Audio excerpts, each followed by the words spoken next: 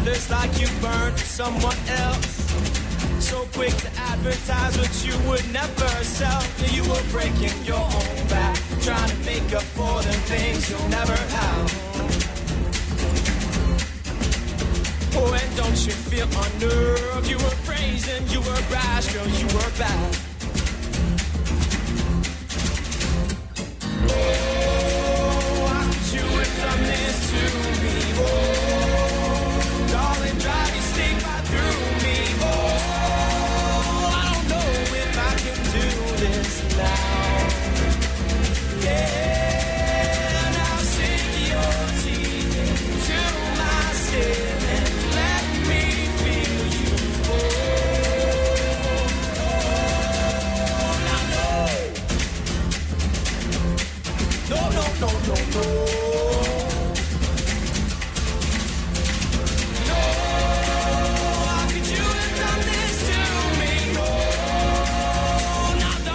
Drive that stick right through me, Lord. I don't know if I can do this. If I can do this now. Yeah, that was cool.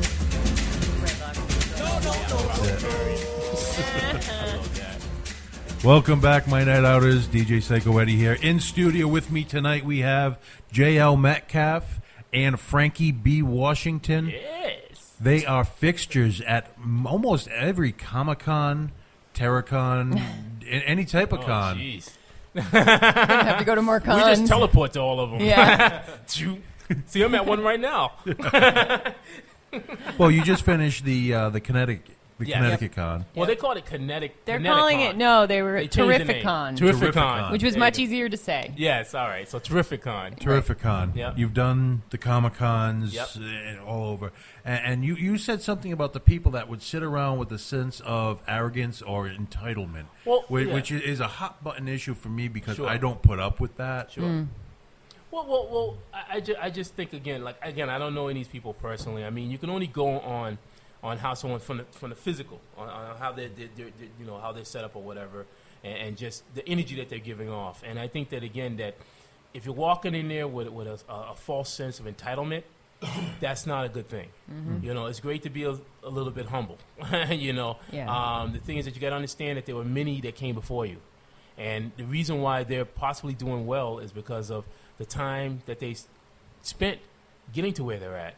And the thing is that you got to respect that. I think that when I was growing up, I always knew that there was a stepping, like a ladder. Yeah. Mm-hmm. And the thing is that if you respect the ladder, then you can climb on that ladder. If you don't respect the ladder, then you're not going to see the ladder. In most cases, you're not going to climb it. Right. Well, that's kind of. I mean, I've had a similar experience where we were set up last year was right at the base of Wrestlers Row. Okay. Right next to where all the celebrities were. I know they are. I mean, I've made friends throughout the years with all the different con goers. Felix, Felix Silla. Yep. He's a hell of a good guy. Yep. I was able to joke with him. Buck Rogers. I can't even think Gil Gerard. Gil Gerard. Yep. For some reason, I was joking with him. I still can't remember his name. Red Brown. Yep. Gremlina Glow. Yeah, Gremlina. I know Gremlina. She's on my Facebook. I talk to her all the time. Awesome. She is the bomb. She's an amazing person. Amazing. She has lived through more crap That's right. than any 10 people I know. Yep. So she is a true fighter. But being at the end of that row, you're looking out. I'm literally looking straight up, seeing all these celebrities. Yes. Whose table's full and who's not. Then you go to talk to the people whose table is not full. Yep. And I always bring this out because he told me I was doing something wrong. The wrestler, really? Virgil. Okay. Oh, Virgil. Yeah. Yes. Yeah. No, I will honestly, and with everyone listening as my witness, I will never talk to him again. Oh, wow. Wow. Because I was at the time working for a nonprofit organization, Sure. The Chuckles and Laugh Show. Chuckles has a show on here, Chuckles Crypt. Okay. But at the time, I was working for the TV show, Sure. Cable Access, and as soon as I told Virgil I worked for a nonprofit and we were there to have fun, Yeah. No, that's not right. You're doing it wrong. You got to make money. No. That's exactly how he said it. I will wow. never forget it. And he went on a tirade of how much his car was worth, how much his house was worth. And by the time he's done, I'm just saying to myself, wow, you're a douche. Wow. Yeah, that's not the... But then you have, like, B and C list actors that have been in, like, these very minuscule, arbitrary scenes and bigger movies. Yeah. And they have a ton of people over there because they're just genuinely really nice people. Yep. Yeah. I mean, even when you go up and down Wrestlers Row is the same thing. I'm good friends with actually a New Bedford wrestler. You know who I'm talking about? Devil's Reject, Brandon Webb. Oh, wow. Oh, He okay. is I didn't know he was from New Bedford. Yeah. Wow. He's know a that. hell of a guy. I mean, I joked with him Wow. even at the after parties. All right. Unfortunately, he's a brother of the paint. You know, he does the face makeup, but he takes it off when he goes out in public. Unlike yourself. All right. Yes, Brandon, I'm calling you out on that too. Oh, snap. That's right. I'm flexing my muscles behind a microphone with with Tony 4 feet away from me. That's awesome. But yeah, no, I truly feel that a lot of these people that are going to the con with just a little bit of help can change their day. And maybe you could be, the big brother. Say, hey, come out. Maybe you should put that phone down, or maybe you should pay attention to what's going on. But here's the key thing, though. Would they listen? Yeah. That's a tough thing. I mean, I remember when I was in my 20s, and I say, like, mid-20s, say, when I first started on my path of my career choice. And I'll be honest with you, I had a hard head. It took a couple of bumps. A 20-year-old with a hard head. Imagine. Yeah, I know. Never heard of that. Huh? Imagine. But I mean, the thing about it was that I started, like, I had I don't know, the universe just started putting some really smart people in my path, and they just were like, hey, look, either you're going to sink or you're going to swim. And I don't know, it's just I started really just being quiet, like stop trying to talk and act like I knew everything. Yeah. And I just started listening. And once that started happening, that's when things started happening, when my career started moving forward and stuff like that. And I think, again, people are going to have to really check themselves. Mm-hmm. It can't be, I can sit there and I can talk all day to someone, but that could be like talking to a wall if you got that defense up. Yeah. But if you're open, I have 13 nieces and nephews. Believe me, I've talked to that wall several times. There you go. You pray that something seeps through, and that's how I look at it. When I have many times people have come up to my table, and they'll ask for advice or whatever.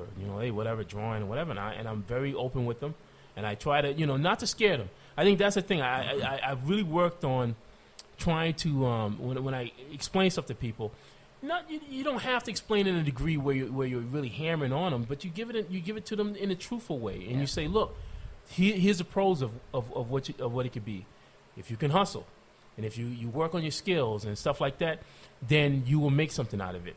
Now, if you choose not to, then you have another outcome, and I don't know what that outcome's going to be, but I don't know if it'll take you down the path that you're hoping that you can be, and that's how I leave it up to them. Yeah. So that they can sort of ultimately let it marinate. It's always up to them. Yeah. And hopefully they don't screw up too bad. Exactly. So we're actually running really low on time right now. Oh, man. Once you get a good conversation going. I know, look at this. I mean, literally, when we go to breaks, we haven't stopped talking. Oh, man. Dragging some ears. Put Tony over there. His ears are long. We'll put some earrings in them bad boys. So, quickly, what do you have? Obviously, we have Comic-Con coming up, which I will definitely come down to your table and harass you. Awesome. Yep. But what else do you have coming up? Well, we have. There you go. Okay. We are both going to be at Rhode Island College. They have a homecoming book fair. I'm pretty sure it's October 17th. We're both going to be there. Yes. Frankie will be putting sketches in my books. Yay! And then Rhode Island Comic-Con in November. Mm-hmm. And then we'll be doing the Association of Rhode Island Authors Book Expo on December 5th at the Lincoln Mall. Frankie will be there with me again. Yeah. So and those are our big events for the rest of the year, unless something comes up. But and then, I'm constantly always working on some kind of project or something like that. So, again, I'm working on trading cards. Working on a few comic book projects. Our super secret one. But then also I did work on a couple of other ones that I was commissioned to do. Actually, I do have a webcomic that I'm working on now called Secret Lives of Villains, which is it's through CambrianComics.com. and people can just go on there and read the comic and stuff like that. So I'm continuously working on that one. But yeah, trading cards, comic book stuff, it never ends. Oh yeah, and then I have my blog. That's I right, have yeah. to give that a. Yeah, I great do. stories. I write a blog for this company called Great Stories Inc. They have an online store and they do a bunch of different blogs on comics, movies, all sorts of. And I do one called The Female Perspective.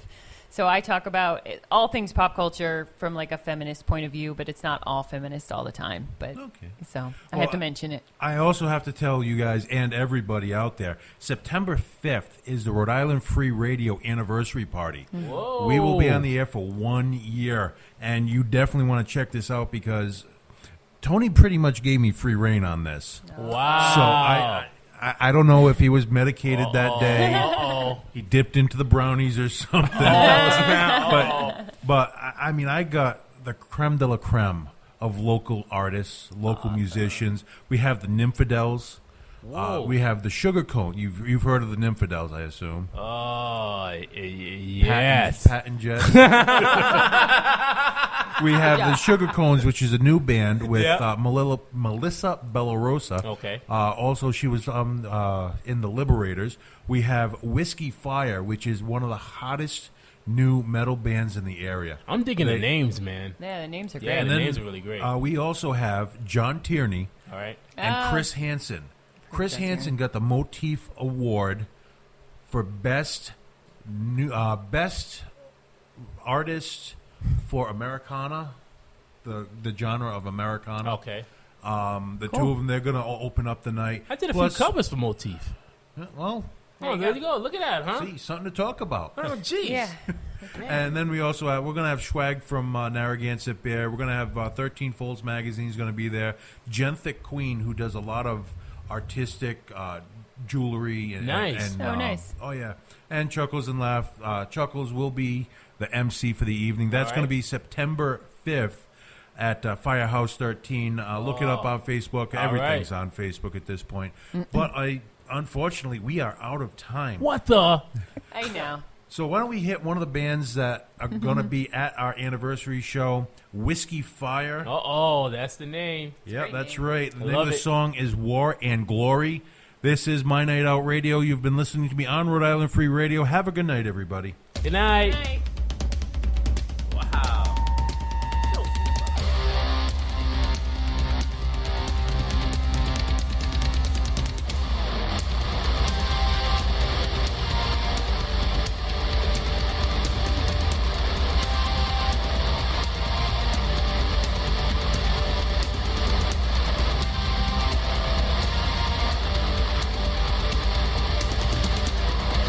Marching to no man's land.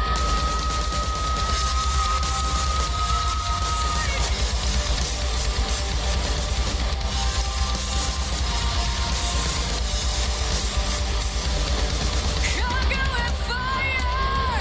Your land's been forsaken. We brought you this girl, which brought this formation. War and glory for eternity.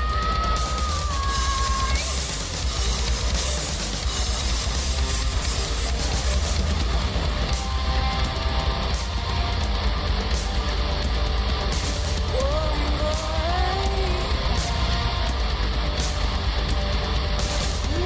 and glory.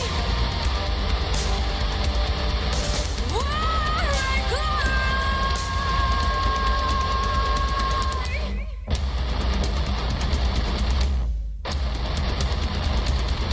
Sever. Your trust does not belong here. Align. Head into the clear.